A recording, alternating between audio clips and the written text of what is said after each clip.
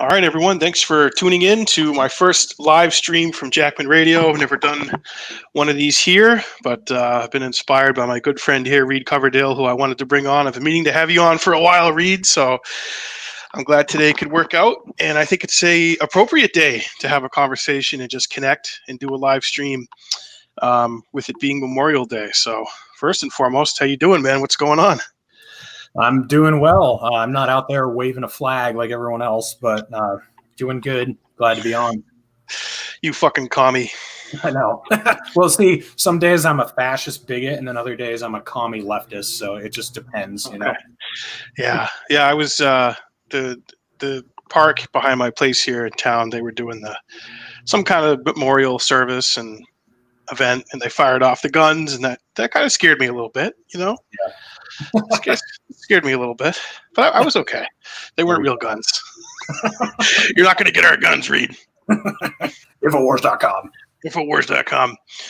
Yeah, so, I wanted to talk about the state, and I don't even know if we can say there's an anti-war movement left in our country, to be totally frank, sadly, but it's more of like a fractured group of individuals who were in various political movements or part of political scenes that are anti-war and against empire and imperialism, but we're not really all connected, and we're not really all working together and talking to each other per se. I know that's kind of a big thing of part of what you've been doing this last year with your channel, and since we worked on Tulsis campaign together, because we had some anti-war wind in our sails, and I know that I was really energized by that campaign, and hadn't felt that kind of passion and inspiration to rail against the war machine since Ron Paul in 2008 and 2012, especially 2012 when we came in second place here in New Hampshire. So do you think that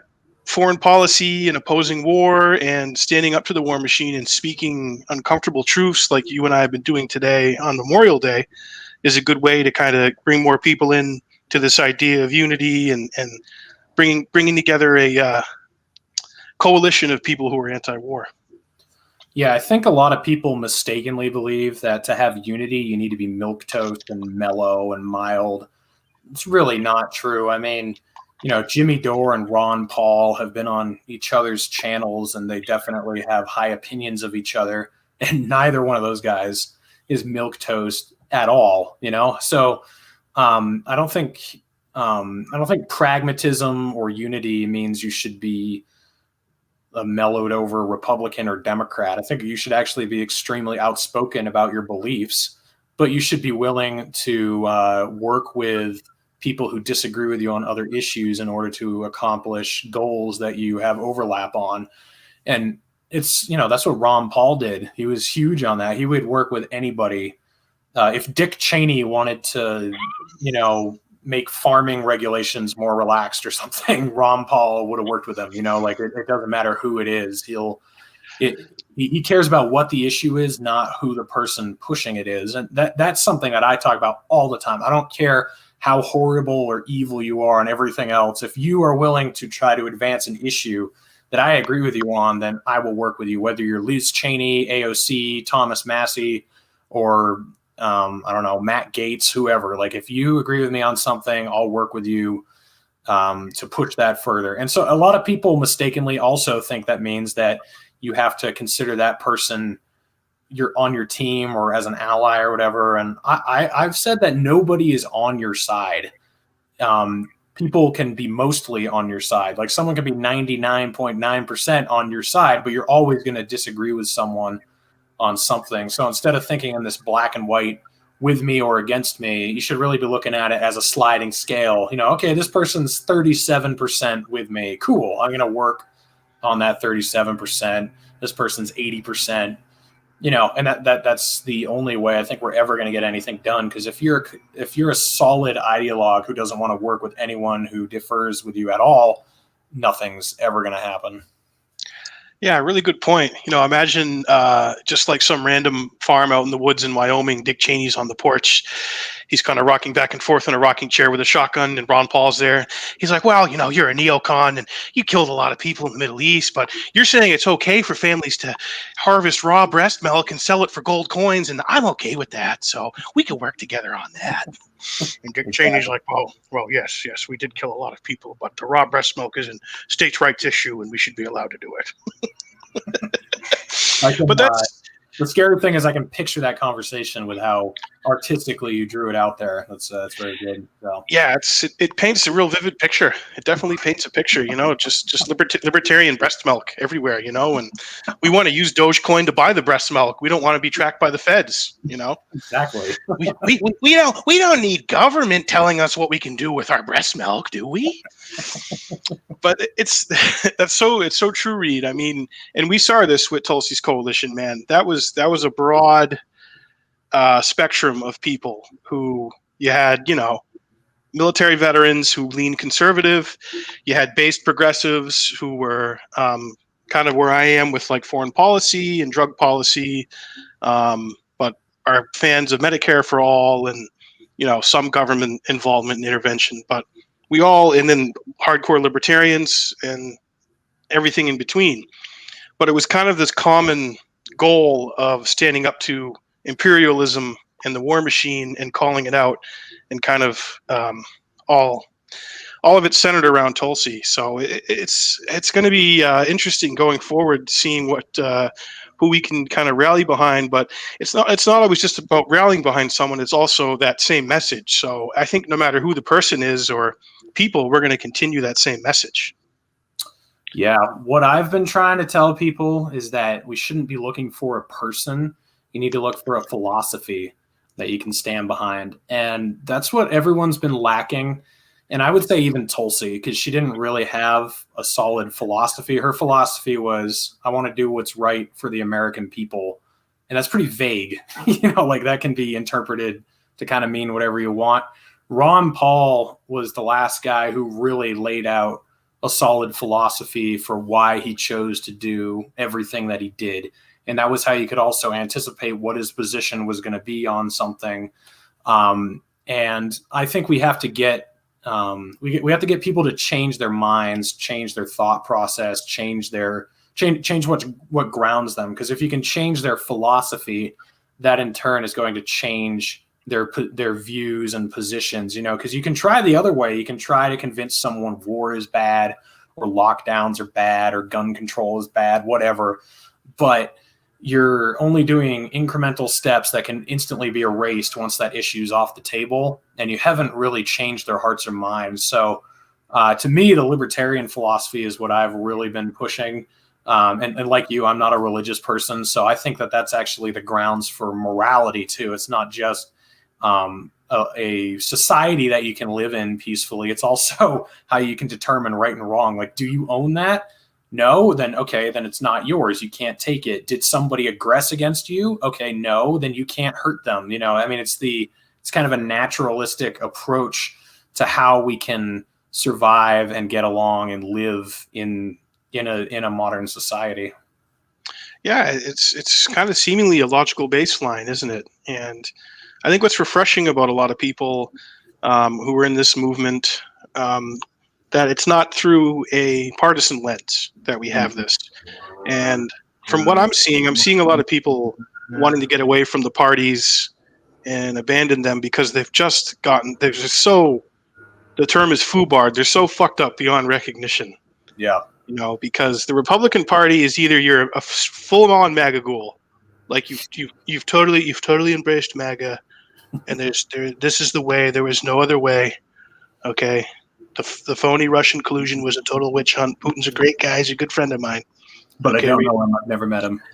He could literally come in here right now on all fours in a pink Speedo, and I would not know what he looks like. Okay, there's full-on MAGA. Or there's the you're supposedly the Mitt Romney, Liz Cheney resistance, which is so laughable. Yeah.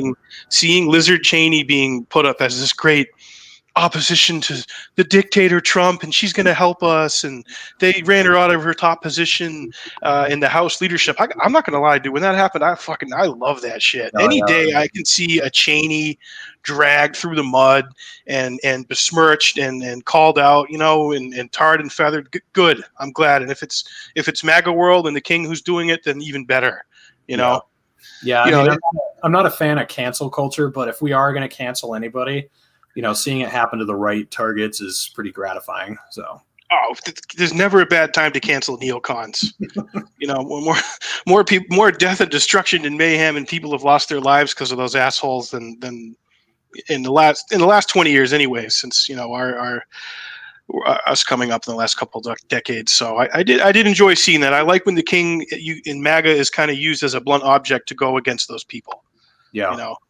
Which is fun. And then you watch those idiots have their skirmishes back and forth, and you're like, yeah, the Republican Party is a complete fucking joke. Yeah. And then with the Democrats, it's your AOCs and the Squad, who are supposedly these progressive firebrands who are going to be a real thorn in the side to leadership of Nancy Pelosi. Meanwhile, they didn't do jack shit when Jimmy Dore was leading the Force the Vote for Medicare for All, when they could, utilize their positions, to force a vote on Medicare for All in exchange for Pelosi getting her House speakership back. And, of course, they all acquiesced. They bent the knee, and they didn't get anything. And Pelosi retained the gavel, and there was no vote on Medicare for All. So there's not really like a true progressive insurgency within the Democratic Party. It's really just all theater. It's pomp and circumstance and theater, and it's like tweets and it's acting. I mean, I equate AOC to an actress. She's just just an actress. Or as Trump says, "Oh, that bartender from New York. I don't know her, but she's a bartender, and she could bring me my Diet Coke, quite frankly." Yeah. So it's and then it's Creepy Joe and Kamala and the neo-lib establishment. And I don't know. Can you think of any figures legitimately in the Democratic Party right now, since Tulsi left, that are that thorn in the side of the establishment? No, she was the only one who was pretty consistently a thorn. Ilhan Omar sometimes, but it's mostly rhetoric. I mean, I don't know. That bill that passed right before Christmas, the stimulus bill, that was a very telling moment. Anyone who voted for that to me is just dead completely. And fortunately for me, no one who voted for it was high on my list anyway at all. So, but that was just a confirmation that, that they're worthless. And Tulsi was one of two Democrats to vote against that. And then on the Republican side, honestly, Thomas Massey's the only one I have a lot of respect for. Rand Paul is probably the second best. He's okay. Then Matt Gaetz occasionally says something that's really based. But Thomas Massey's the only one that I expect to be pretty consistently principled and standing up for liberty. It's really a wash, man. So we're talking people that I can fit on my, I can count on one hand out of 538 people. So no, I mean, I don't know anyone. Yeah, it's sad because back in the day we had Ron Paul and Dennis Kucinich doing it. By the way, we got Toplobsta in the chat. He's yeah. He missed the appointment. I'll put a few of these up. We'll respond to them. So Clockwork Industry said, "Let's go." And the Clockwork Elves, let's go, Infowars.com. Today, running only for the next 15 minutes, is a deal. You can get a subscription to me and Reed's OnlyFans page, 50% off. Go in there, type in Liberty's Heartthrobs, and you get 15% discount only on Infowars.com today. And then Vlada said, couldn't agree with you more. Ron Paul and Dore don't have the same politics but are anti-war. Yes. Vlada, is that short for Vladimir Putin, who's a great guy? Very good friend of mine. Toplobsta, getting home in a few. You guys rock. Oh, we should invite him on. How long are we doing this? We should send him a link. I was thinking like an hour. Yeah. If he's available. He said, this is like when your parents punish you, but you can still hear your friends playing outside. Oh, man. Yeah. That's sad. You got to jump on with us later, man. We know this guy, Reed, Mike Jackman. You're all a bunch of good lobsters. Nice. And then he gave us a little face. Yeah. Yeah, Toplobsta. We were gonna have him on, but he had a scheduling conflict. Maybe we'll get him on near the end or at some point. But he is He's what an artist this guy is. So I think I discovered him through you, Reed, or through Josh Smith. You guys, no, what it was when you went on Josh Smith's show. And he drew a picture of me in the drew you in the fucking truck, dude. Yeah. I was like, oh, that's so good. It's so based. Yeah. It's him, It's you could tell it was an accurate representation, and it looked great. Yeah, he's really good at getting people's heights correct, is what I've noticed. Yeah.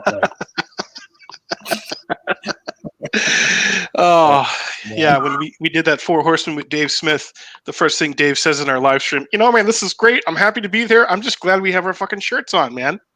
Wow, I've never heard the Dave Smith impression before. That's a first. So. How was it? Was it okay? I'm working on it. It wasn't that bad. Yeah. We're joined by Reed Coverdale, Liberty's truck driver. That's pretty good. Let's hear the Dawson. Oh yeah, you got to do that every. Reed Coverdale, my man. Legion of Liberty, legions of skank liberties. and then Dawson's just like, they're shooting kids in the balls. They're bulldozing their homes. It's apartheid. We love our Four Horsemen, don't we? Oh man, it's so amazing. Ryan Dawson is life. He gives us energy. So he gives us life, and cocked for what, the 100th time from Twitter now? I'm losing count. I can't really remember. It just keeps going. So God, it's like, how people say there's no time in heaven. It's just like a sphere or something. Like it's not a line. That's what it's like with him being banned. Like it's not really linear time slots. It's just like a constant state of being. He's just banned all the time. It's like a different timeline. He's just like, it's just like eternal. Yeah. Ooh. Yeah. Can you do the Scott Horton? Hold on. What do we got? So we got digging the impression, especially Alex Jones. Gilgamesh, thank you. I appreciate it. Reed and I have been rolling together for a while. We had some chili. You wouldn't believe the chili. It had some of the gay frog juice in it, and it's doing all kinds of weird things. I'm seeing kind of all kinds of weird things. I'm experiencing weird things. I'm seeing a bunch of Roger Stones running around here naked in a man thong. Infowars.com. Does Mike have a Scott Horton impression? I don't know if Mike's gotten one yet. We're gonna certainly work on that. We've been watching a lot of Scott Horton lately, so just yell truths with like completely straight face, like nothing but uncut truth, and just be a base lord about foreign policy and about how horrible the war on terror is. Mike responded. Mike said not yet, but he's working on that. Boy, but we're here with my boy Reed Coverdale. That's pretty good, Dave Smith, right? It is pretty good, yeah. Yeah. Mike says Reed Patrick. Oh yeah, and the Dawson impression, you got to say something about Ted Kaczynski and the Unabomber manifesto. And Uncle Ted called it. Uncle Ted wrote about it. He wasn't wrong. I don't like him sending bombs to people, but it doesn't mean what he was saying wasn't true. He's our base lord of the Jefferson Davis caucus. Yeah, he's chair of the Jefferson Davis caucus and honorable co-chair of the Unabomber caucus. And then Reed and I are the founding fathers of the based caucus. That's right. Yeah, we envelop the Mises caucus, the Jefferson Davis caucus, sometimes the Trump or Tulsi caucus. They dabble in it a little bit. Then very often the Massey caucus, there's all these different things that just come in.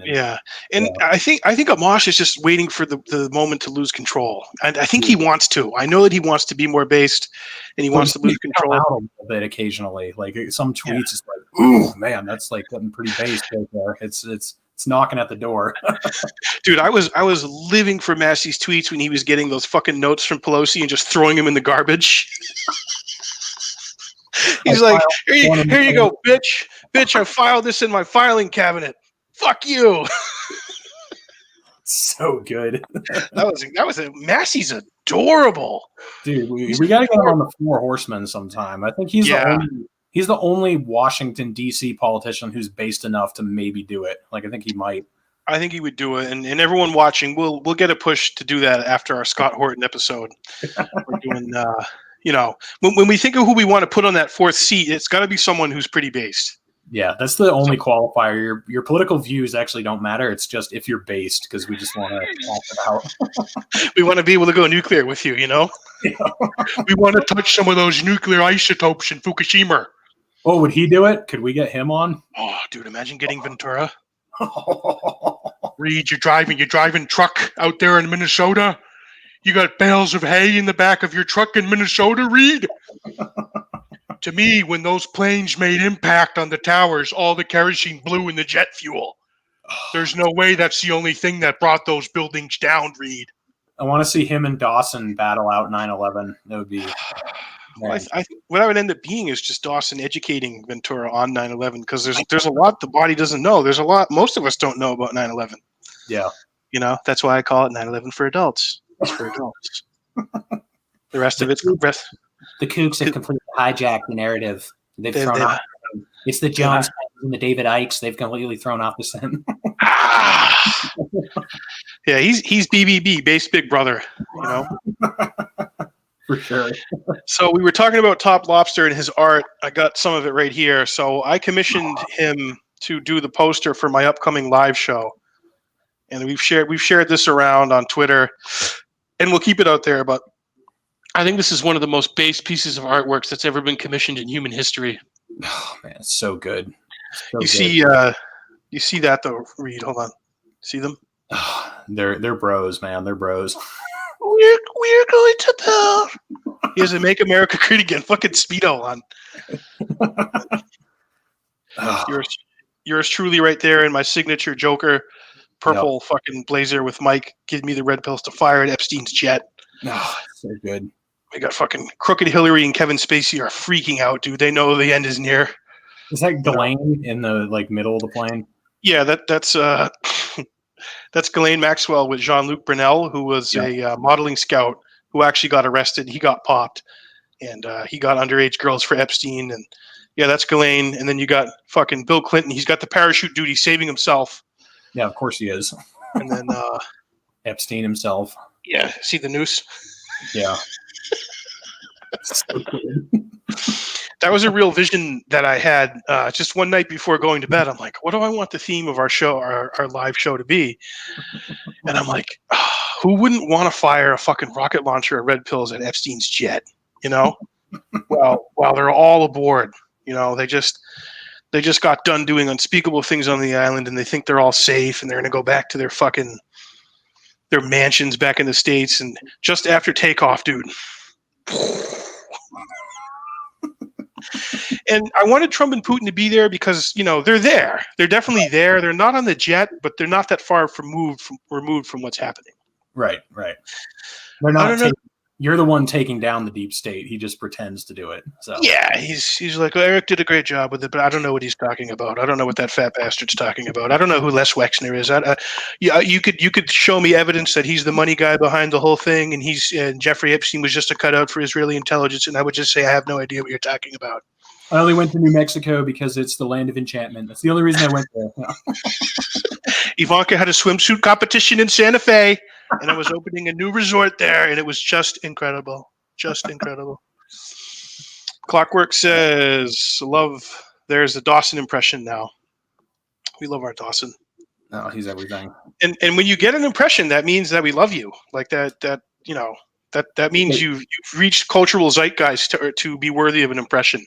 So he's actually the first big time guy that I connected with. I think it was in September or October. It was right after you had him on your show the first time, and you got him in touch with me. So I've actually known him longer than everyone else, because I was having nobodies on last year other than Spike Cohen and Vermin Supreme were the big timers who came on my show. Other than that, it was just people running for Congress or governor or whatever. And then I got in touch with Dawson. And this is when he still had a YouTube account. So he was doing stuff all the time and our schedules never aligned. And then he lost his YouTube in January, I think. And then it was easy to get him on. After that, he was like dying for a platform. So I got him on at that point. But he's the one who's been talking to the longest. So. Yeah, well, if everyone has him on their shows, I mean, you can't shut him down completely. And obviously, he's been working hard to build alternative platforms on PeerTube. Yeah, and at ancreport.com. ancreport.com, the Gay Frogs, you can get it all there. It's all there. But yeah, we have my brother and I, Mike, who we're the Jackman radio hosts, we are doing a live show on Friday, July 9th, and I commissioned our good friend Rock Lobster to make that poster, and he fucking pulled through big league. And so I just gave him the idea. I said, I want these people in it. I want to see the Clintons on the jet going down in terror. I want Les Wexner on the back of the jet with money, just fucking throwing money like he's at a strip club, Yeah. And it's I've gotten some messages from people, and they want to know. They're like, okay, well, tell me. Obviously, that's Epstein's jet, but I don't recognize these other people. So it's been a good conversation starter to actually have like a serious conversation about the Epstein thing with people. So yeah, it's already having some impact and intended effect. So I'm real happy about that. Yeah, and I honestly have just recently been exposed to what actually was going on with Epstein, because honestly, it wasn't something that I knew that much about, and I'm realizing how important and all connected it all is, because it has a lot to do with why people always vote for Israel, and why you have to back Israel 150% if you want to get elected. It has a lot to do with the rape rings and everything. I didn't really realize that before. So yeah. All right, we got some more messages here. Monica Wilson says, "Rye is why I'm here. Anyone who platforms him gets a sub." Thank you. I like steak and cheese subs, as you can tell. So. Toplobsta is with us. You can send him a link and he'll jump in. Ooh, got a link for me. Let me send that right now. Let me pull up my my Gmail here. My Gmail strategery. I miss Bush. He's such a statesman. He went on Ellen and shook his ass. People pining for fucking George Bush. Disgusting. I'll take the king over George Bush any day.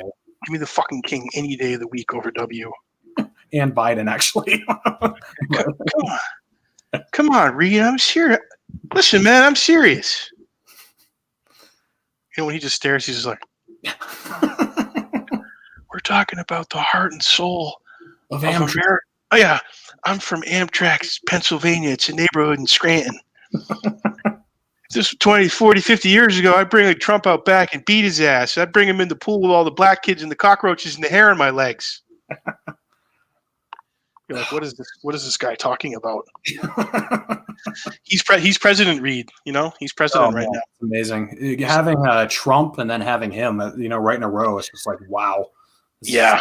I love it. I think it's just an exposure of how dumb everything is. Like if we had someone who could talk, then they can hide how stupid. Like Obama kind of hid what a disaster everything was. People didn't really. But then you have Trump and Biden. And it's just like, whoa. I know. Yeah, I don't know Reed Coverdale, but I know he likes liberty. See, that actually sort of works, though. I mean, yeah, that's true. He likes truck. He likes truck. I don't know Reed, but he likes truck. I don't know Jill Stein, but she likes environment. It's amazing. All right, so I don't know Ryan, but he likes based. Yeah, I don't know Ryan, but based. Based. He's just based. So yeah, in our live show that we're going to do, that I had that poster made for, we're going to go deep into Epstein and talk about it. And we want to present it in a way for normies, because Ryan even made this point, like, you can't red pill too hard out the gate with people, right? Because A, it's fucking horrifying. And B, it's like, there's no way that this is true. Right. But then when you can connect it all full circle, and I did this with some friends over the weekend who they genuinely like wanted to listen to me about Epstein, what's happening in Israel, and all of that. God bless you. God bless our troops. And God bless Israel, just like Ryan said when he was on your video. I'm allergic to Israel. Allergic to Israel.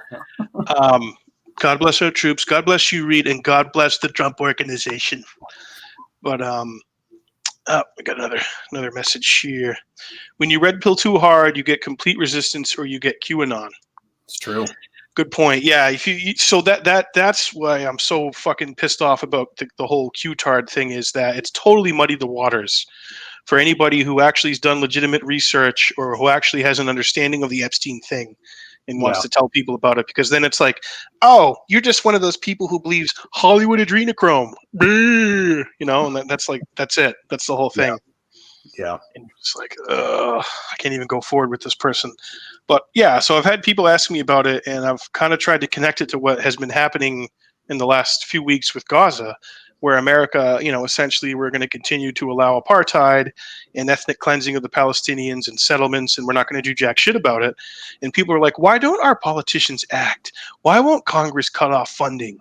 Why won't they do anything except fucking putting Bernie Sanders to flail around and say a few nice things about cutting off aid to Israel or sanctioning them, or not sanctioning them, doing something about it, but not actually doing jack shit. And it's like, why do you think a thing like Jeffrey Epstein's blackmail operation existed? Yeah. So, oh boy, the man himself. The man himself. What's up, guys? At long last, the Kennedy assassination files are coming out. Toplobsta's going to be declassifying them for us. What's going on? You can hear me good? Yeah. Oh, okay. He's got the moon hoax hat on. We were talking about this last night. This is big deal. Well, it's not available on toplobsta.com, but it could be. It used to be. I wasn't sure what my audience was, so I was deep into conspiracy stuff, and here we go. What do we conclude? Do we conclude the moon was racist? The moon landing was racist? Oh, definitely racist. Yeah, look at how white it is. An inside job is what we were. I said the moon landing. Yeah, the moon. I just said the moon was an inside job, not even the landing or the fake landing. The moon, just the entire moon. The whole fucking moon, dude, is a complete lunar eclipse inside job, folks. We got the documents. I got Stanley Kubrick going public, folks. Pen to paper. They planned this thing. Build it up in the desert. Man, you know what? I think the moon is like one of the greatest gateway drugs into maybe even libertarianism. Because one of my best friends, Patrick, he voted for Hillary, and he ended up moving all the way over to Trump, and now he's like moving to ANCAP. He's not where I'm at. He's a little before me, but I mean, you see, I don't know if you see the books that I post sometimes. He buys me these books all the time. So one of the biggest things I've been trying to red pill him on is the moon landing. Because it's like, yo, man, this government is so fucking fake. And he said, how can people just, how can this many people fake this? And I was like, well, look around you. Look at COVID, right? I don't know. This is a grand conspiracy. So I don't believe shit, man. I don't believe that moon landing stuff. LunarWars.com, folks. I think the Titanic was an inside job, personally. Oh, yeah, Let me tell you this one, guys. I got this from an insider from Minnesota, deep in the bowels of the Capitol. The iceberg that allegedly hit the Titanic was a hologram. Didn't happen. Never happened. It was the same cruise missile that hit the Pentagon. That's right. It was a Raytheon hologram iceberg. They beamed it off the moon, which the moon's just a mirror. It don't exist. Just a giant mirror out there floating in space. Yeah. Well, Reed, you're familiar with that conspiracy, right? The Titanic.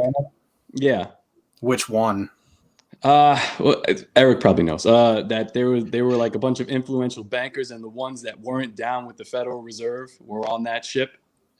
Oh, Jacob Astor. I don't know this one. Yeah. One?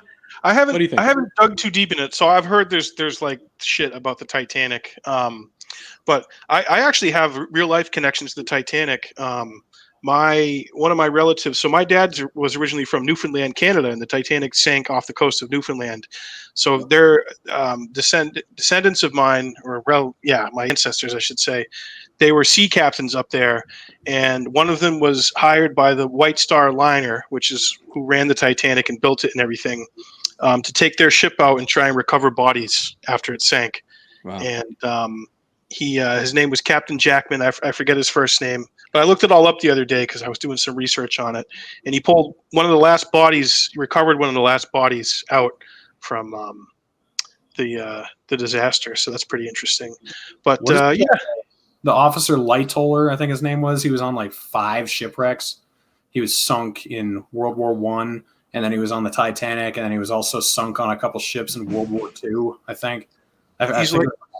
He's like the Forrest Gump of disasters. He also happened to be the janitor who had to clean the bathroom after Rosie O'Donnell ate at Five Guys. If you complete disaster. Complete disaster. Don't go swimming with that guy. Oh, we got some chats here. So, Walter. Oh, we lost it. Has anyone looked into Epstein's father? His obit engraved says he worked for New York City Park Services, but only worked there for 3 months. That's a question for Dawson. Dawson would have the obit. He would have it. Wake him up and be like, "Okay, Dawson, we need you. Jump in here." 1960. Did you guys catch my little a couple sentences in the group chat about Epstein? He's originally from Seagate, and I'm from Coney Island, and Seagate is basically like at the very tip of Coney Island in Brooklyn. It's a gated community, and my first house was actually there. My parents lived there. So it's kind of strange, like that's where he was born. That's probably where his dad was. And there's a lot of shady shit that goes on in Seagate, man. All these characters are just very weird. There's a synagogue right in the front, and I don't know what. I mean, they do some shady stuff there. They have private police, so it doesn't surprise me that this guy came from over there. Yeah, I don't know a lot about Epstein's family. I don't know that he grew up very wealthy. I think he was just like lower middle class. Didn't have a lot of money growing up or anything, so he really weaseled his way into that world and conned his way into it. But that's Walter, Tom Balt Willis. That's certainly something interesting and would be something to look into. So when I have some time, or I can talk to Ryan and see if he's got any insight on that. I don't know how much that would impact like what Epstein became. Maybe it was something in his family. They were also in on something before, but. Probably not. I'm just saying shady people come from Seagate. Yes. Once you get to the point where everything we're told is a lie, so long as you've paced yourself getting there, it's actually liberating. Yes, being able to call bullshit. So, and then, that's one of the reasons I wanted to do this today, on top of talking to you guys, it is Memorial Day. And every fucking war the United States is involved in or dragged into is based on lies. All of them. No matter what, it's a formula. They lie. They're liars. So it is liberating when it's scary. And sometimes it's you feel isolated and alone when you're like, the guy who's like, on Memorial Day, we obviously are sad about those who died. And I put up a post about my great uncle who was killed in World War II. He's buried over in a cemetery in France. He was 20 years old when he was killed. And I made the point that I had the privilege of knowing a lot of my great aunts and uncles before they passed away, and I would have liked to have known him. It would have been nice to know him, and I imagine he would have been similar to my great aunts and uncles. But it just made me reflect on the war machine and young kids dying in wars that are started by, Reed, you said the filth of the planet? Well, I said what did I say? They're not sacrificing their lives for freedom. They're being sacrificed for the filth of the planet, and don't forget it, something like that. But I mean, it's true. Like, so many people were angry when I posted that, but especially nowadays, it only has to do with bankers, weapons contractors, and terrorist organizations that we need to keep afloat to have to keep these wars going. Because if the terrorist organizations dry up, then it's harder to justify why we're still doing this. And well, fucking Lockheed Martin don't have no more business without terrorists. Well, we're making them at home now, but it's kind of these options. yeah. It's like, how about those white people in the White House? Yeah, let's bomb them. Who knows, man? But domestic terrorists, right? Yeah, it's the same psyop as what Ryan likes to go on about. I see what Israel does as a psyop, where you can't criticize them because they'll tag you with different words. It's kind of the same thing with the military-industrial complex. You have to tiptoe around it, especially with, these are our mutuals, these are our friends and family, and they went to war, and what they did was real, and they probably don't know why they're doing it. A lot of them were disillusioned, and they come out like Shane Hazel, maybe if they're lucky, or Josh Smith, and it's hard to criticize this kind of stuff and make a point of it when these people are paying the ultimate price. Yeah. My uncle was a full-bird colonel in the National Guard, and he went to Iraq in 2005, I think. So he was at the time, I think he was what was he back then? A captain. But I've talked to him, and there's no way he'd ever come on my show because he hates publicity. But if he ever would, I'd love to have him on. And I've talked with him, and even he, you know how Ryan Dawson talks about how we weren't really there for oil for ourselves? Like, that's all a lie. That's not why we really went to Iraq. That's what my uncle says, too. He said, I don't know why we were over there. It wasn't for oil. It didn't make any sense. It was such a waste of time, money, life. And two of his sons ended up going into the military. One of them got out as quickly as he could. The other one's doing it to get through college. My sister's in the Army right now. Both my grandfathers were in the military. One of them was one of my grandfathers worked at Lockheed Martin, and he quit his job to become a missionary because he didn't want to spend the rest of his life blowing people up. So, a lot of people, when I make posts about the military and what I think of it, they're like, they get all snooty and like, yeah, well, you don't know anyone who's in the military. It's like, well, my younger sister is actually, and I did everything I could to try to stop her from joining, but I don't know, like it's personal, It is personal, and we do all have friends. We do all have family. Now, I know I didn't know my great uncle, but he's still part of my family, and he could have that guy could have had another 70 years on Earth, because his siblings, my great aunts and uncles, all lived well into their 90s, their late 80s, into their 90s. He was my grandmother's brother, and my grandma lived to be 90. And my brother reminded me of this today. Years ago, when we were kids, my grandma showed me a picture of him, of her brother. And it was him in his uniform, and he's a fucking 19-year-old kid, and went over to Europe, went over to France, and never came back. And that's it. That was his life. He had 20 years in Newfoundland, and then sent over there by the war machine. And I think he was in the Canadian Royal Air Force, and I don't know the exact details of his death. I think he was shot down on a plane or something. I don't know exactly what happened, but if I ever get over to France, I definitely would want to check out the cemetery where he's buried. But we can all connect it to our personal lives, and you know what? You shouldn't even have to connect it to your personal life to justify calling out these fucking monsters and the war machine and who profits from all these stupid wars and why they really happen. You don't have to do that, but for some reason, it's like peer pressure, or we just feel like a societal thing from others that only certain people can talk about such patriotic matters and don't disrespect our flag, and you're shitting on their memory. It's like, well, no, actually, it's actually totally the opposite of what you think it is. You have it all fucking twisted. But you know I'm happy that we have guys like Dave Smith and Scott Horton that really, when you get into that kind of conversation with somebody, you better know your shit. Yeah. You better be able to explain it to them in and out. Don't get caught up, and don't use any of these reactionary arguments, which that's not my place. So everybody does. Everyone gets caught up in these arguments, but we should leave it to the professionals, because they're the ones who are going to talk to people like Reed and you. You guys know your stuff inside out, and that's how we reach people, actually knowing the facts. Yeah, and then I know more than the average person, but that's why I platform Ryan Dawson and Scott Horton and all these guys all the time, because they know it way better than me. And I've called myself the gateway drug. I get it out to normies, and I'm like, okay, guys, listen to these people if you really want to know your shit inside and out. Yeah. So that's an interesting bridge. Interesting bridge that Reed fills. He's the marijuana of heavy drugs. He's the Tylenol pill of the fucking red pill Vicodins that you want to get. Next thing you know, you're freebasing Ryan Dawson. You're like, how did I get here? I had so many people hooked on him in the last couple of weeks. It's awesome. Wow, fucking excellent.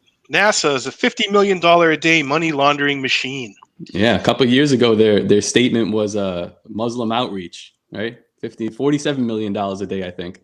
And what is that? Yes, I don't know. Do science or NASA. Whatever science is now. Fucking NASA. Coney Island, the Warriors. Yeah. My brother's on a big Warriors kick right now. He just watched the movie again, and we've had one of the actors on our show come out to massage. I don't know. What are you talking about, Bob Kraft, down at the massage parlors in Florida? Is that what you're talking about? Easy to accept the audacity of what's going on when you know at least 1% of the population are psychopaths and at least another 1% are malignant narcissists. Shit floats. Yeah. I mean, Dick Cheney, that guy's a psychopath. You look at him, man, like he sleeps just fine, not even thinking about all the fucking innocent blood that's been spilled because of him. Yeah. The entire family. I like Yeah. what you said there, though, Danny, about not talking out of your wheelhouse. Not talking outside your wheel, because so many people do that. I intend to do it here, but I shouldn't. Disregard what I say. But it's true, because if you have someone who, especially if they have a big platform and they're talking about stuff that they know nothing about, or they're at least not referring to people that know more about it than they do, then they're actually damaging the message, because they can get back in the corner and then everyone can be like, oh, this guy doesn't know anything. He has no idea what he's talking about. Yeah. Or even someone who's going to like reproduce a similar but shittier message of Dave Smith. It's kind of, go listen to Part of the Problem. Exactly. Yeah. Yeah. Well, this is Freeform Jazz Odyssey. We bring ideas here, but I always seek to find in my network. I'm like, okay, so when the Gaza shit popped off, I was like, I need to talk to Abby Martin this week. I got to get her on my show. Great episode. So, yeah, thank you. And I got her to come on, and we had a great 40-minute conversation about her documentary, Gaza Fights for Freedom, and her actually going over there and talking to everyday Israelis on the street. You want to talk about psychopaths? Holy shit. Genocidal, the stuff that they're saying about Arabs and Palestinians. And I always seek to find people who I know more than I do. So if you're smart, at least smart enough to say, I don't know enough about this, but I can find the person or a group who does and platform them and bring them forward to the people, that's always a winning strategy. Yeah, the other thing is, if you know enough about something, talk about what you know about it. Like, it doesn't mean, because I don't know the Israel-Palestine conflict inside and out like Ryan Dawson does, but I know enough about it to take an obvious side on what we're doing there and what's going on. And you can speak to what you know, and then when you get beyond your circle of knowledge, then you say, okay, well, if you want to know more about this, go here. But a lot of people are afraid to talk about stuff that they do have a good grasp on, but they just don't have a doctorate in it. And I'm like, no, you should talk about stuff. Like, if you realize the war on terror is a crock, but you don't know everything about the war on terror that's going on, like you could still platform that position and then push people in the right direction, I guess. Yeah, I suppose my statement was misguided, because I do have an issue with people on Facebook that know the truth. A lot of them will message me and they'll be like, I like what you're saying, but I won't repeat it. Right. Yeah. So there is a thin line that you have to walk when you're talking with someone, and it's a fragile conversation. I think that's what I meant. Like, if you're talking with a Marine who had his legs blown off and you want to kind of convince him to come to the anti-war side, you should really know your shit. Right. Otherwise, have some goddamn courage, people, man. If you see something that is wrong, or if you feel that it's wrong, do a little research, and then once you find out that it's clearly not true, say something. Don't be a coward. But that's why we are where we are now. Yeah, be confident in your knowledge. Be confident in what you're learning, and that you actually have spent the man hours researching this shit and obsessing over it way more than most people in your circle. Read this book. It's very good. read it twice. Lord Horton, we are not worthy, Reed, of Lord Horton, are we? He's so fucking based, Scott Horton. He's the best. We don't deserve him. I'm so glad we have him. His performance on Tim Pool was just excellent. Usually he's very like just going boom boom, like the shirt that I drew where he's like pointing. But man, he explained his points so perfectly, and I think there's a bunch of neocons in the chat, but I think he really has some appeal to some mainstream audience. I think so. Oh, we got to do everything we can to keep getting him platformed by bigger and bigger audiences and groups. And it's the message, man. The messenger's great. He's an amazing messenger, but the messenger is so fucking on the money, and the message is so on the money and so right that it kind of just does it itself, Yeah. It was great to see him on there. Tim Pool has a huge audience. I think he's got over 1 million subscribers on YouTube. Mm-hmm. Yeah. So awesome opportunity to bring that fucking fire to that audience. Yeah, that was amazing. Got some more chats. What do you guys think? You want to start a cult? Yeah, toplobsta.com. You sign up at top. Infowars.com. It was actually kind of funny seeing like the whole libertarian Twitter and other spheres too retweeting Rajneeshi, the guy from that Wild Country documentary. Rolls Royces, yeah. He was talking about democracy being like retarded, And I was like, yeah, that guy's it's the juxtaposition of him being a straight up cult leader, like just banging people's wives and poisoning a water well.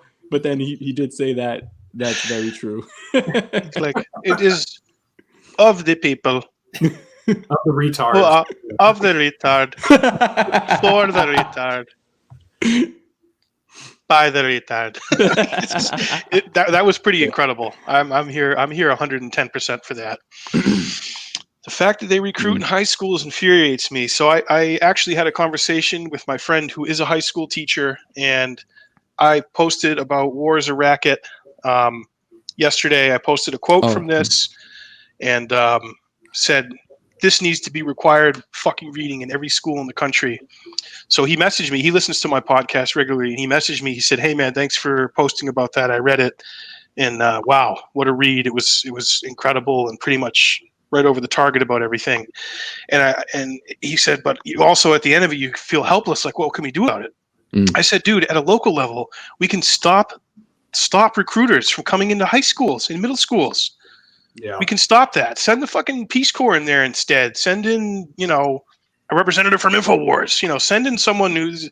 Don't let the military go in and recruit. You guys remember being 14, 15-year-old kids? Yeah. They got all the cool swag, and they got a table set up, and the uniform, and all the chicks are interested in it. And yeah, Super Bowl commercials, like top-notch propaganda. Oh, no one. The warfare state's the number one thing for libertarians to care about because it's connected to everything else. And one great example is the Department of Education. I mean, we started the Department of Education, 72, I think.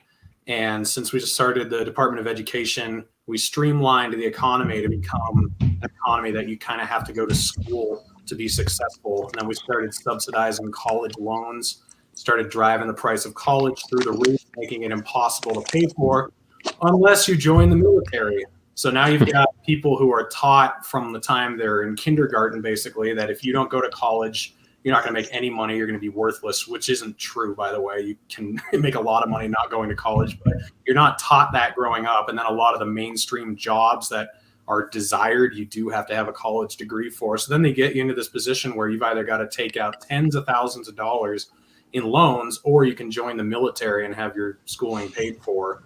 I don't think that's a coincidence. Yeah, it's a big red pill, like working construction, right, Reed?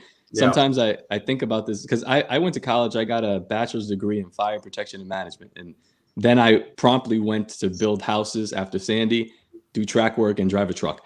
Yeah. But sometimes when I was building the houses, I'm looking around and I'm thinking about in the college, like that setting. I'm like, somebody built that shit. And nobody here is even worried about how they did it.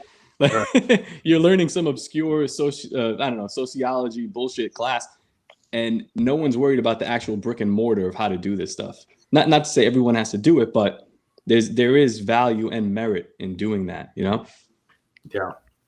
Yeah, even thinking about it, I mean, I'm always in awe. My dad, on top of being, did a bunch of things. He was a car salesman. He built furniture. He had his own wood shop. He was also a contractor and a builder. He could build anything, home improvement, you name it. And I'm just in awe of people who can do that stuff. I mean, it's who understand how it all works and have the knowledge and the skills of running a saw. It's a dying thing, man. It really is. It's a dying thing. This wood behind me is actually this is icky wood. This is what they use to make the train ties, and sometimes you have to dap them depending on when you're like how the train will run and wherever it's going. So I actually cut most of these with a chainsaw, and they're about maybe a quarter, half-inch thick, and then I put them on my wall. The wood's from Africa. So it's pretty cool. So yeah, build your own shit, guys. Walls work. We need the wall. Build the wall. Big and beautiful. We need a wall. There's going to be a big, beautiful door in the middle. The nice ones can come back, Reed. Okay, we need wall. We need the wall. The good ones can come back. When he's like really raging, they can come back. Yeah. We miss them every day. Yeah. But another connection right there with immigration. It's all connected to the warfare state, destabilizing countries. There was this huge debate over how many Syrian refugees we should let into the country a few years ago. Well, if we hadn't destabilized Syria, we wouldn't be having this discussion in the first place. I mean, just like police brutality. So many cops are retired veterans who went to Afghanistan or Iraq, trained to kill people. And then they come back here and they try to become civilian cops.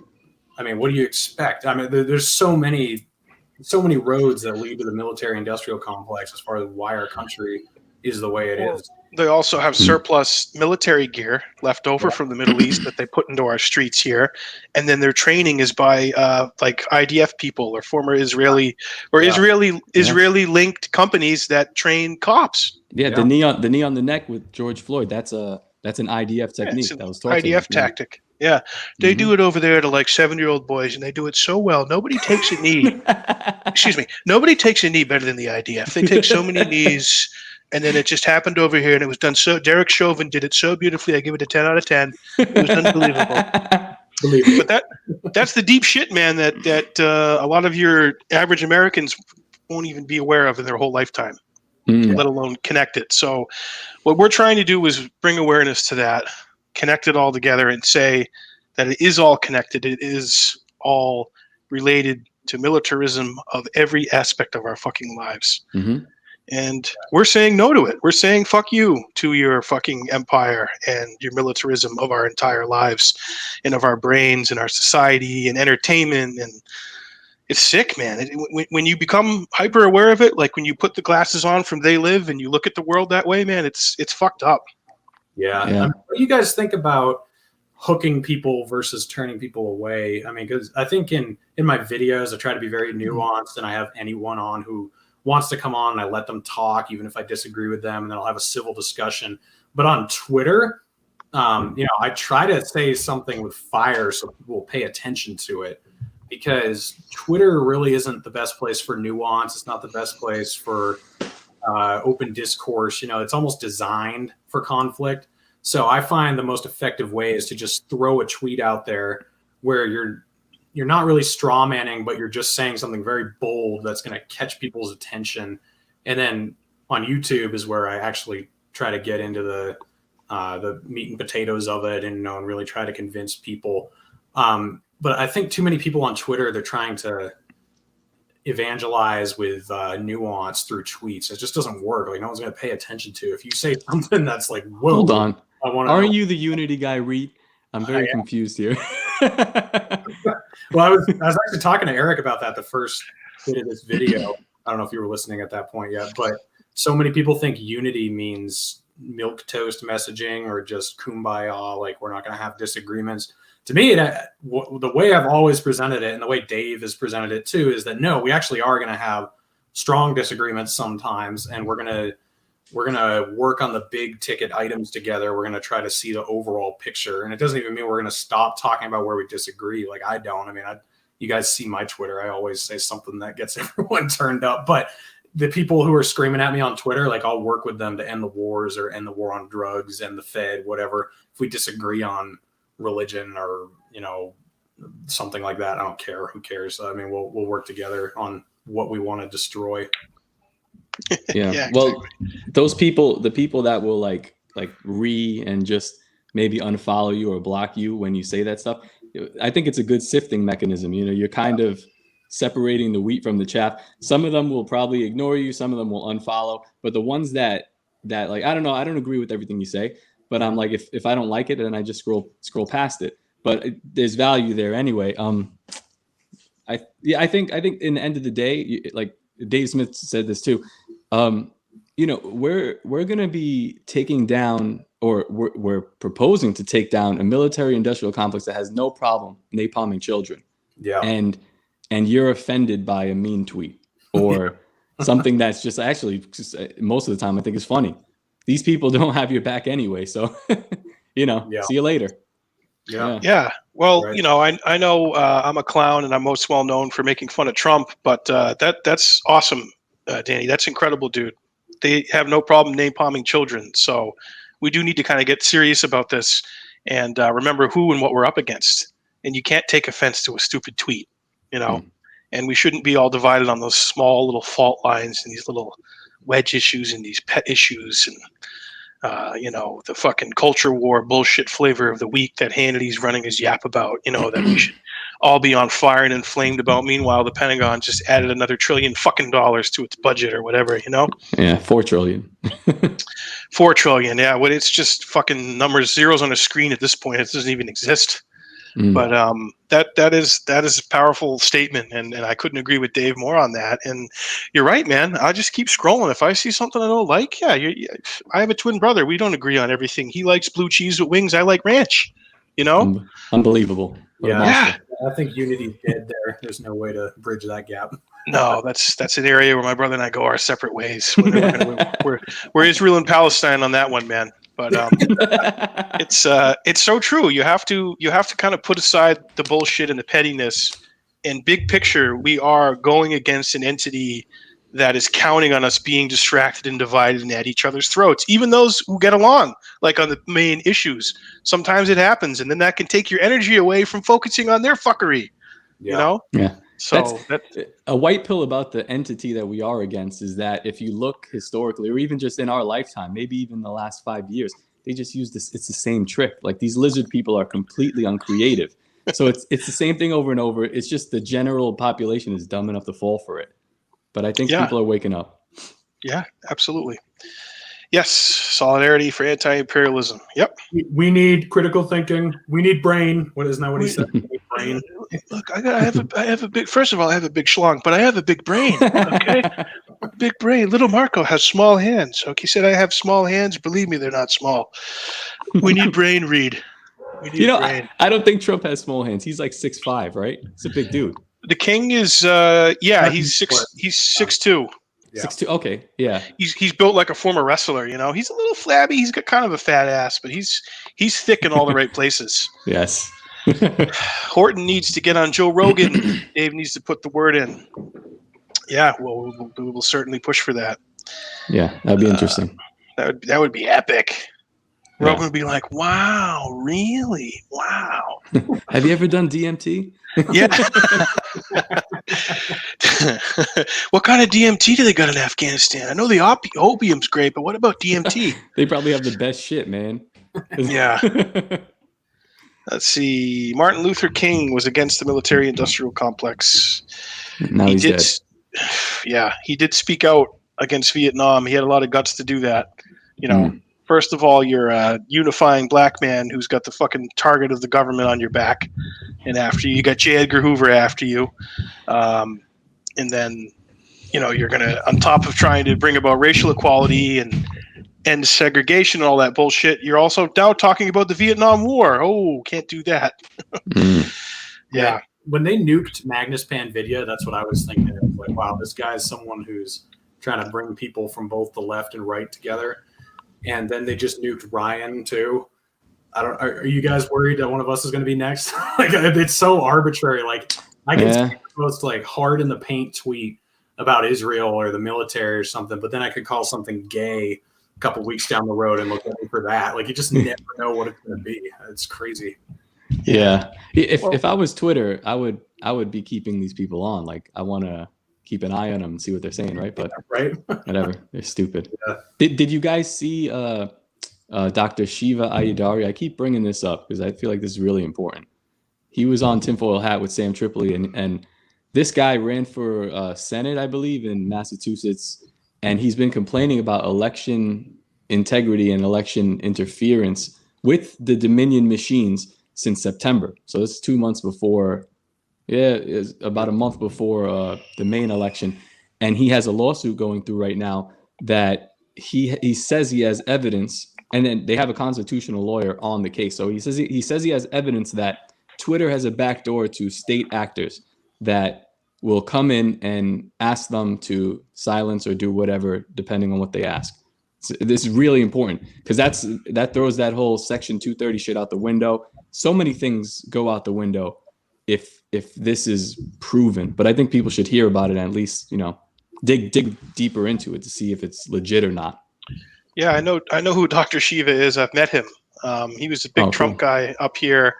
And when I was doing my thing, clowning around, dressing as Trump, going to the rallies, I ran into Shiva and he wanted to record a little video with me. So I'll send you guys that link afterwards. Did he mention he created the email? Yeah, I'm the inventor of email. Yeah, he's got to remind you. He's got to remind you every time. And then Trump's like, if you did, could you please tell Russia to find the 60,000 missing emails from Hillary's files? What happened to that? That was when the king was like, Russia, if you're listening, could you help me find the 60,000 emails? Hillary used acid wash. She used acid wash, and Rudy tells me the acid wash is very expensive. Rudy used some acid wash on his face, though. it melted down. I've heard some extraordinary things about September 11th, but I've never heard what Ron Paul just said. That is completely insane and crazy. Yo, Eric, what did you when you met the guy Shiva? Did you get any vibes from him? So Shiva, I mean, I've had conversations with him before.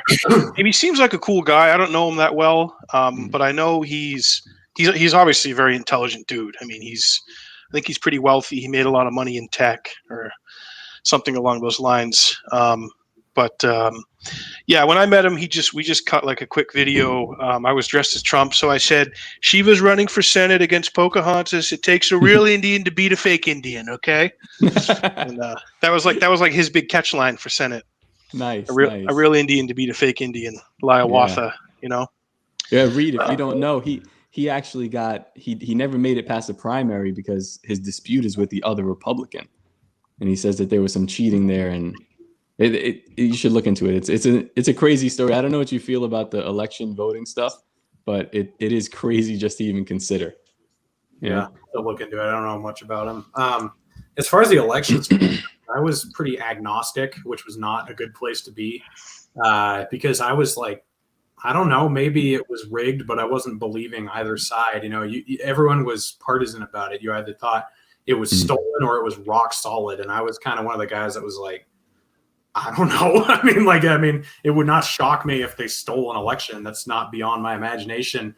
But we're listening to Rudy Giuliani as our poster boy of truth here. So I don't really believe anything he says either. I was just kind of like, I don't know. Like, I mean, so I don't know. Everyone was taking one side or the other of that argument, and I was kind of in the middle because I don't know. Yeah.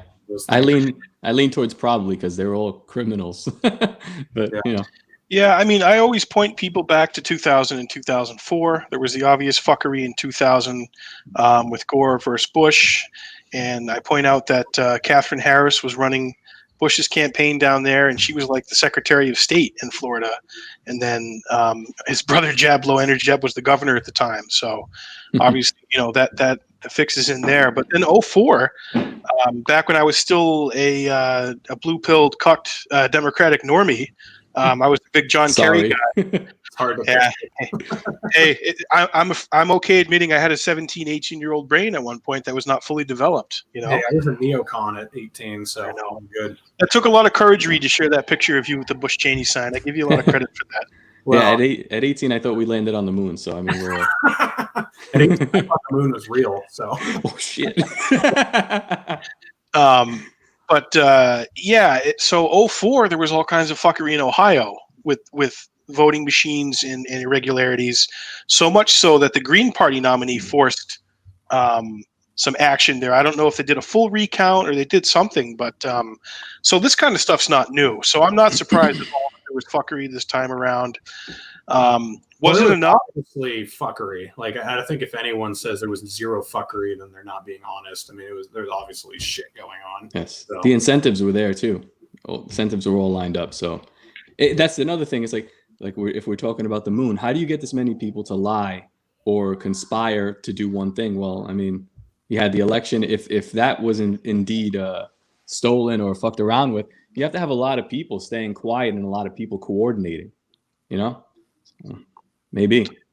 Yeah, I don't know with the voting stuff. I mean, I wouldn't be surprised, but at the same time, it's wow, your choices are a fucking flaming bag of shit and a bag of shit. So yeah, what was South Park? I forgot. At the end of the day, does it make a lick of difference who they are? They're both. They ain't me. They ain't the body. So fuck them. Fuck them. Yes. I'm only supporting myself. If I'm running, maybe I'll support myself. And even then, I might not support myself. Well, what was annoying, honestly, is seeing all the fuckery the entire election cycle, whether it was on Tulsis' campaign, seeing how the Democrats, just obstructed her every bit of the way. And then once it was back to the libertarian stuff, seeing the Republicans try to kick the libertarians off the ballot in Texas and a few other states, and then seeing the Democrats actually able to kick the Green Party off the ballot in a few states. And then suddenly after the election, now the normies care about election integrity. And you can go back with Bernie Sanders both times. You can see how they fucked him over. They fucked Ron Paul over in Iowa in 2012. So many people, and I get you got to be patient with them and just be happy that they arrive when they arrive. But so many of them just think things went bad yesterday. They're just like, everything's fine until January 21st, and then it all went to shit. And it's like, it's been going on a long time. Yeah. So what do you guys think about this question? What's the best way to be anti-war in real life without futzing around on Twitter and social media? I have a Scott Horton shirt that says "End the War." You could wear that in real life if you want. Nice. Seriously, closing. That is or ABT read always be trending like we do. There you go. Yes. But no, that is a great strategy, man. Like during the primary, I wore my Tulsi fucking gear everywhere. Great conversation starter. Or just maybe just be aware of the propaganda that's constantly being thrown at you. Sometimes it even slips by me, and I might say, "Oh yeah, okay," but you have to be on your heels with this shit because it's everywhere. It's on TV commercials. It's on children's programming now. Be aware. If you're sitting next to somebody that doesn't know, you could just make a joke and be like, "Well, that's bullshit," and start the conversation. I don't know. Yeah. I've been hyper political for the last few months just because of all the guests I've been having. But last year I talked a bit about how you can be successful as a young person without getting into debt. And I think I got to get back to that a little bit on the show. I mean, things were weird because people weren't in school. People weren't going to college anyway. Things got all fucked up with COVID, but I got to get back into that with this next school year coming, trying to convince high school seniors, like, go get your CDL or go become a plumber that, they'll pay for your certification on the job, or become a welder. Don't get tens of thousands of dollars in debt for some liberal arts degree or something that you're going to get screwed over for, and you'll be tempted to go into the military to pay it off. I think that's a good way to be anti-war. Just don't let people feed into the system or even the debt run economy that we have. Like, don't encourage them to get into debt and paying bills, and try to get them to be independent, paying for things with cash when they can, and getting savings and putting it outside of the dollar. Those are all ways you can incrementally screw over the war machine. So yes, creating a sovereign individual. Oh, go ahead, I'll read that. Promote the elevation of good third parties is good. They don't win, but they can say things to the masses that are not hearing from the monopoly unipary of war economy. That's a start. Yeah, that's what they're doing with the Mises Caucus and the Libertarian Party. Yeah, I don't know. I guess some people are really trying to win, and the Mises Caucus is just trying to message. But I was saying, actually, a friend of mine that will be coming over in a couple of maybe an hour or so. Me and my wife kind of try to push her in a way of sovereignty and individuality, and a lot of that starts with monetary policy, or at least your personal finances. Yeah. So get that shit in order. Don't acquire debt especially just sometimes you can acquire debt, but don't do anything that is not going to make you money back. Don't buy a car that you can't afford because it's going to depreciate in value right away. Listen, I'm a hypocrite because I bought a house, but I'm lucky that it gained value. But do things that will build your future. And when you start to build people that think like that, they're immediately skeptical of the people that are stealing from them every week, because now they realize that, wait up, I'm responsible, I'm doing something. And I look at this government here, and they spent, I don't know, the $7,000 on a coffee cup for the Air Force, Yeah. I'm the opposite of most people my age. I'm in reverse debt. I have money loaned out to people. Like right now, I think. Nice. On the bank, I think I've got $15,000 loaned out to people right now. So, Wow. Well, if I can give you some advice, because I was similar in the same way. I didn't have any credit cards, nothing like that. And then when I wanted to buy a house or do things like that, you're not going to have, well, depending on where you live, you're not going to have like 300,000, 500,000 in the bank. You need to build up some credit. You might be surprised how much I have in the bank, but oh shit. We got Fort Knox over there, Fort Coverdale. Well, buy some Bitcoin, but also listen, pay attention to your credit, man. Have a good score. Don't go crazy with it. Just play the game because you may need it. Yeah, I mean, what I do is mindless consumption. I just try to make people aware of that. Look at this online fucking shit that you're buying constantly. You're just clicking and buying shit and having a drone show up at your house. You're not even thinking about it. This is all plastic junk and garbage from China, and you don't need it. Okay? Yes. So that's what I do on my local level. I just try to make people aware of it. I mean, God, I don't know when the last time was you guys ever went to a shopping mall, but that is one of the most depressing, horrifying, disgusting fucking places you could ever go on earth. Like, I'd rather go hang out in the fucking sewer than go to a shopping mall. I mean, it's just, it's horrific. It's loud. You get sweaty. The music's blaring at you. There's fucking chemite in the air, and then people are just walking around like Dawn of the Dead zombies, just like complete drones. Yeah. And I think that's kind of emblematic of our whole country in a lot of ways. You know, just this mindless consumption. And this is one of my favorite leftists, and who I view as one of the most based progressives, Chris Hedges, nails this shit on the head. I've read some of his great pieces in Mint Press News and some videos he's put out, and he is so on the money about our fucking this disgusting consumption that we are engaging here in this country. And then on the other end of that, the weaponization of advertising being a consumer at us, and the psyops and the psychological warfare employed by these corporations to sell us all the fucking shit we don't need to spend our money on. So that's a big part of it. Fight Club stuff. I really like Mike Rowe. He's a hero in my mind. You know, like, he's really encouraging young people to be sovereign, like you said, Danny. It's really, that's what it is. And I try to live by example. You know, I bought a 1994 Toyota pickup, 6 years ago now. It's the same car I still have. It's got 327,000 miles on it. Damn. I've driven it to Alaska. I've driven it across the country, I think 8 times. And I just do my own repairs on it. And, you know, who cares? I mean, I bought my parents' septic system. I financed my dad's latest truck he bought for him. I've bailed my sister out of trouble when she needed money. I've done it with a few friends. It's just really freeing. And if you can, you know, you can talk about it all day, but unless you do it, and unless people can see that, oh, wow, he lives his principles and it actually works out well for him, and I'm actually jealous of him, I want to be that way.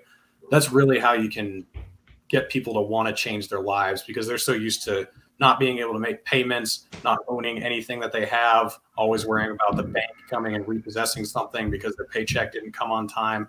And be like, hey, dude, you don't need a 2021 Camry.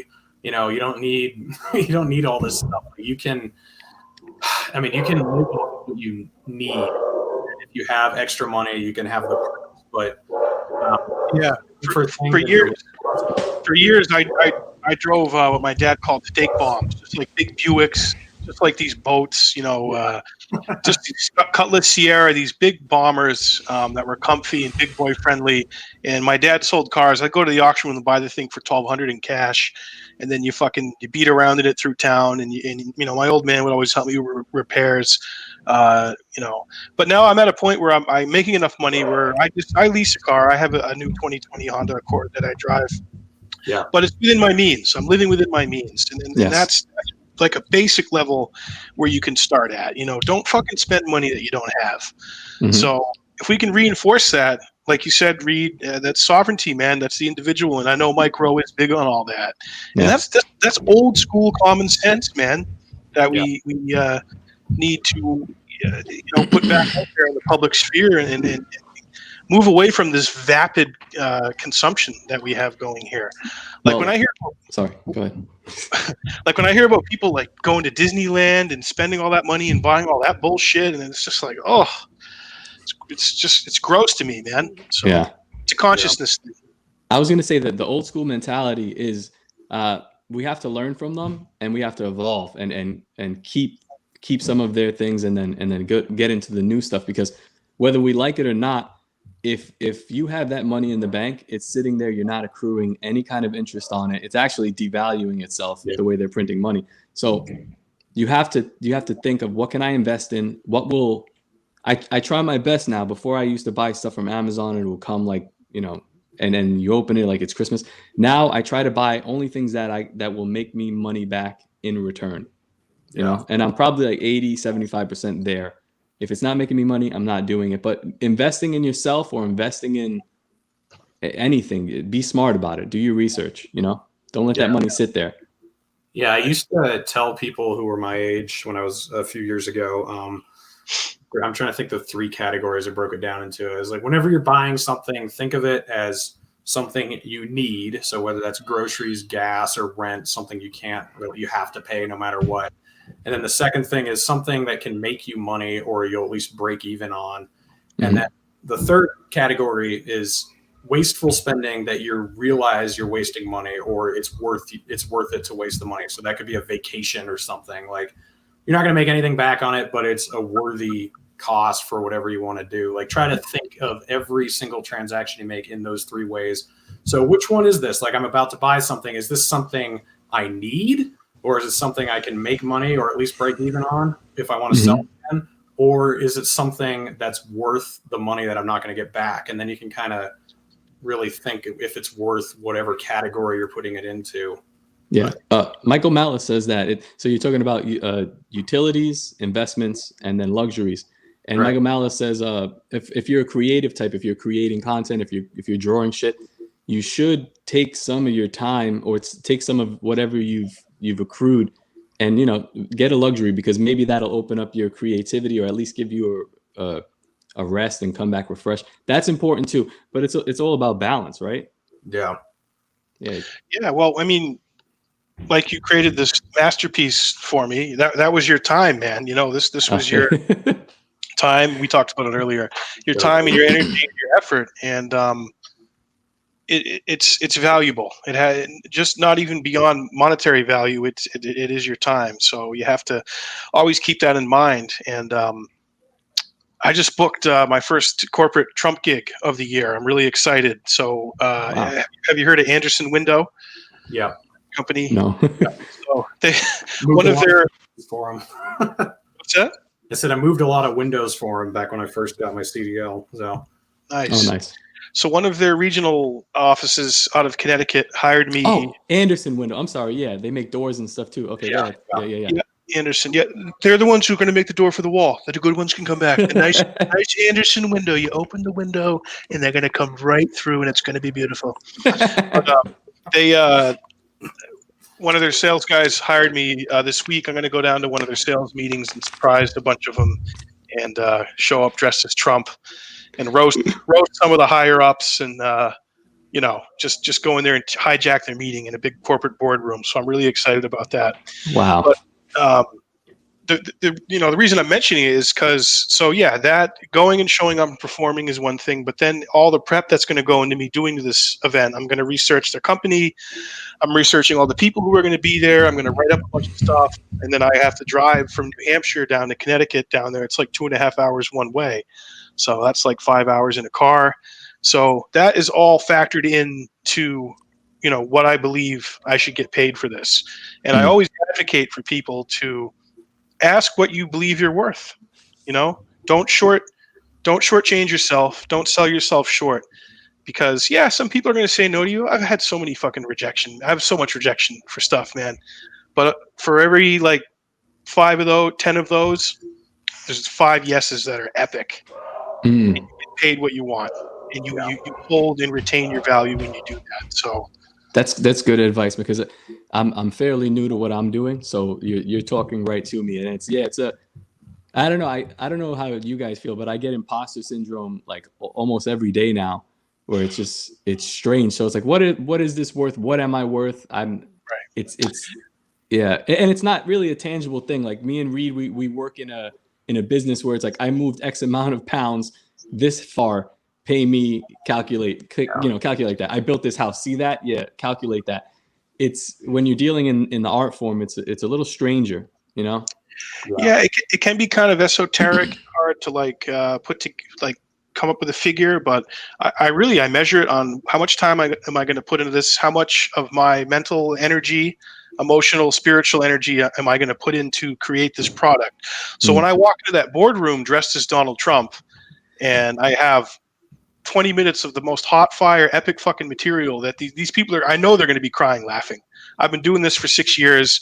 I've gone into rooms of 5 people. I've gone into rooms of 5,000 people, and I've just fucking lit the place up. That just doesn't happen. It's like an iceberg. It's like the iceberg we talked about earlier, the hologram iceberg. What you see at top is what you see, man. But down below, underneath it, that's where all the hustle, energy, hard work, practicing, honing your skills, and time goes into it. So you need to keep that in mind every time someone hires you for something. Did you guys catch on to my little skirmish with what's his name, Dan Berman, about that IP stuff? Oh what a fucking headache. People are impersonating your work, right? And he was saying, not just impersonating it. If you redrew it, or I don't know, they went to my website, they clicked on the PNG that you can see as a display, and they just put it on a shirt. Because when I looked at the shirt, I can zoom in, I could see the plastisol detail, all the stuff that that I did on there. But listen, I'm not advocating for IP. I think that's ridiculous. I'm just saying I should be able to, and I'm going to. I don't give a fuck what anyone says. I'm just going to shame that person. Yeah. So that way the next person that does it, they'll think twice. Yeah. No one should steal. Yeah, stealing your work, man. So was this person trying to front and sell it as make money off it? Olivia Rondeau asked Ben. I forget his. Jackman.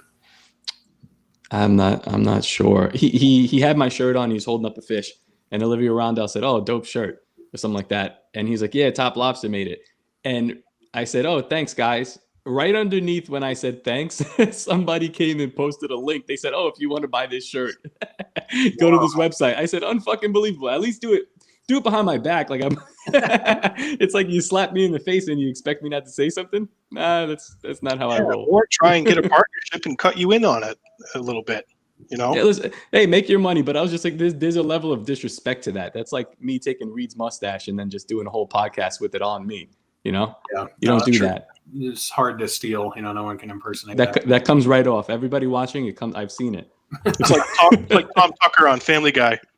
You know, there was popular demand to bring it back. I mean, this spring I got several comments like, "Bring back the stash."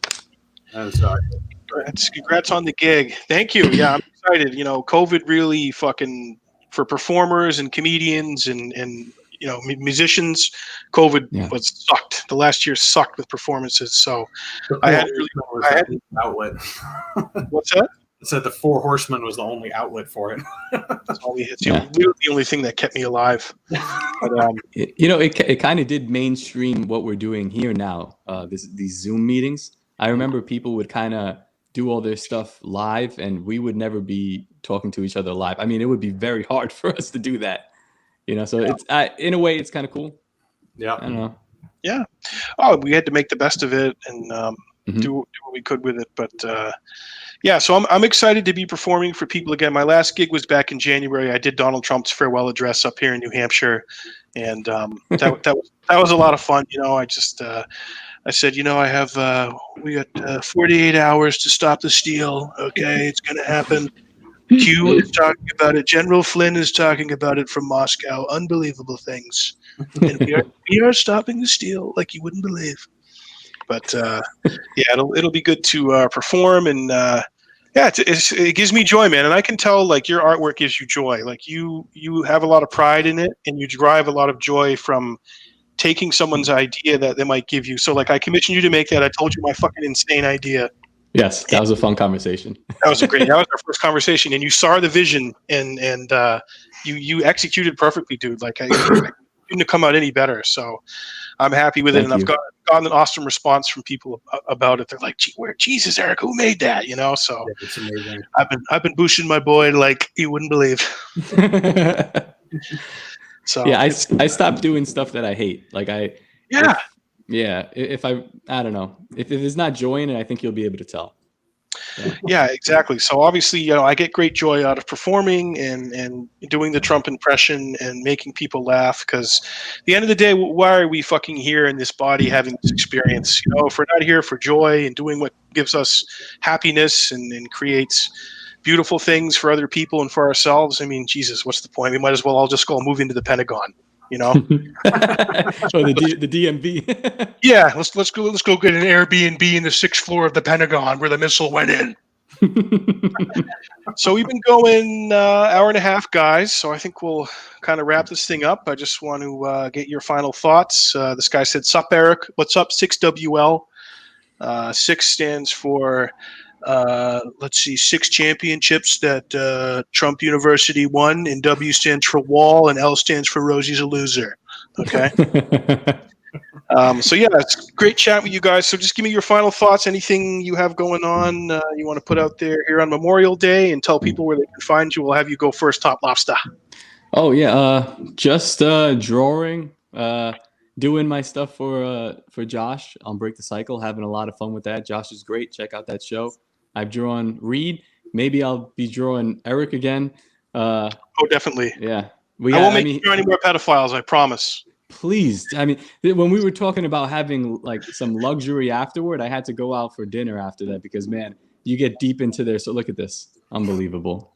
I'll never forgive you. Dude, look at Kevin Spacey. He's in the news again, too, right now. Look at Crooked. What an asshole that guy. He's going to be on a movie where he's a condemned sexual predator or something. Or he's hunting the pedophiles. It's like, yeah, so he better find a mirror and hunt that guy. Yeah, it's like that Spider-Man meme. He's pointing at himself. It's you. Look at the king and Putin, dude, having the fucking time of their lives. Look at that package, right? Yeah, that is. I smuggled a couple Diet Cokes in there for added effect. But look at the body on Putin in that pink Speedo. Melania, that's a line that Ivanka. Those are Ivanka Trump Speedos. You can order only exclusively at TrumpPutinSpeedo.com/Russia/DOD. Yeah. So anyway, you can check my stuff out at toplobsta.com at toplobsta_. But if you write Top Lobster with an A, you can find me saying dumb shit online. Awesome. And this is a great episode, guys. This is so much fun. And then he said, "Thanks, panel, chat, and audience. Thank you." I'm glad I got to make it. Thank you guys for letting me in. I know I was like in and out, but yeah, thank you. Look, we said the good ones can come back through the door. Okay, they can come back. Reed, tell us what's coming up for you, man, and where people can find you and support you and help out with the bass truck driver. Yeah, well, I'm about to break 5,000 subscribers on YouTube. Nice. I finally started doing audio versions that are uploaded on Anchor, so that goes to all audio platforms that Anchor will use, so Spotify. I don't even remember what the other ones are, but you can find me at the Naturalist Capitalist on both YouTube and Spotify and all those audio platforms. And then on Twitter, I'm at Reed Coverdale. We got some interesting guests coming up. I got all 3 of the hosts of Lions of Liberty tomorrow night. That's going to be pretty fun. And then I've got Jack Hunter, Nick Gillespie, and then the next 4 horsemen is going to be, you, me, and Ryan, obviously, with Scott. So that's going to be great. Yes. Eric, when I bring you on, I'll just have to be like, okay, Eric, talk for 15 minutes right now, so we can get everything out of the way. Yeah, Scott start going at it. It's going to be hard to get Have me on 15 minutes before you bring Dawson and Horton in, and then I'll just get out of the way. Yeah. One question: Do you think they're gonna clash? Those two? No, Scott's had him on his show quite a few times. Oh, I missed that. Okay, all right, good. Yeah, that would be awkward. Yeah, they're buddies. That's going to be a good one. I'm looking forward to that one. Well, awesome. Well, this is great, guys. I really appreciate you taking the time to join me here on the stream. And this guy keeps saying this, Top Lobster. He keeps calling you Kaepernick. Look at that, talking that shit. Is it the crappy beard? I haven't said Black Lives Matter on this chat, so I don't know. All right. He's kneeling on the American flag. Yeah, you're taking an IDF knee right now the whole time. Yeah, I'm actually not sitting down. I've been kneeling this entire time, so maybe that's Like when the king said, Mitt Romney begged for my endorsement in 2012, I could have said, Mitt, drop down to your knees. Okay, drop to your knees. But yeah, I want to thank you guys for coming on, and we're going to definitely be doing more of these. And I've been talking to Reed about live streaming. I'm finally getting to a place where I can, monetize the channel, do some super chats, and obviously I'm not totally driven by just money, but I want to keep building this page up. So please, if you're watching, click subscribe down there, like this video, share it, tweet it, send it out to everybody, and I appreciate you watching. And remember, telling the truth is not that hard. It's not that hard, and there's plenty of us. Come on in, the water's warm. I just All right. Infowars.com. All right, thanks, boys. We'll do this again, and you guys take care, and thank you, folks, for watching and tuning in, and have a great day.